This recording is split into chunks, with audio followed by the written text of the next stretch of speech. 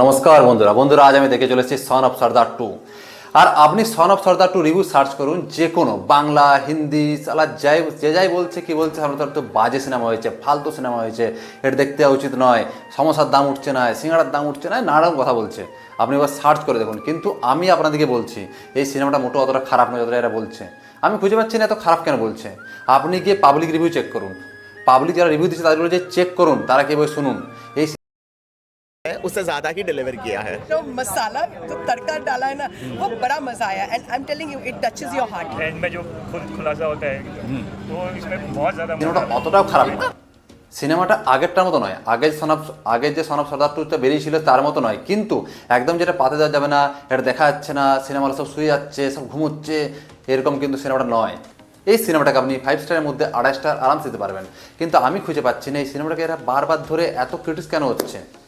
প্রতিটা রিভিউ, যে রিভিউটা করুন আপনি সেখানে বলছে সিনেমাটা বাজে সিনেমা, ফালতু সিনেমা, এটা দেখার মতন সিনেমা নয়। মানে আমি তো খুঁজে পাচ্ছি না লিটারেলি। আমার তো ভালো লেগেছে, এবং আপনি পাবলিক রিভিউ দেখুন, তাদেরও ভালো লেগেছে, তারা বলবে। আপনি সিনেমাটা দেখে অবশ্যই কমেন্ট করবেন। আর আপনাদের মধ্যে যদি কেউ সিনেমাটা দেখে থাকেন তাহলে কমেন্টে অবশ্যই লিখুন যে আমি কি সত্যি কথা বলছি নাকি ওই রিভিউরা সত্যি কথা বলছে। আর এই সানগ্লাসটা আমি আজ নতুন কিনেছি, তাই এটা পরে আমি আজকে ভিডিওটা বানাচ্ছি, তো কিছু মনে করবেন না। হ্যাঁ, তবে গল্পটাতে লজিকটা কম আছে, এটা মানতে হবে আমাদের। আমি বলছি না যে দারুণ সিনেমা, একদম খুব ফাটাফাটি সিনেমা, সেটা আমি বলছি না কখনোই। গল্পতে লজিক কম আছে, দেখে হাসবেন আপনারা, কিন্তু আগের মতো নয়, সেটাও বলছি আমি। এর থেকে আপনারা বলবেন তো হাউসফুল 5 একটা বেশি এসেছি। হ্যাঁ, এতে কিন্তু ভালগারিটি নেই, সব মানছি, কিন্তু এতটাও বাজে নয় যে ওয়ান টাইম ওয়াচ নয়। এটা অবশ্যই ওয়ান টাইম ওয়াচ বটে, আপনারা কি একবার দেখতে পারেন।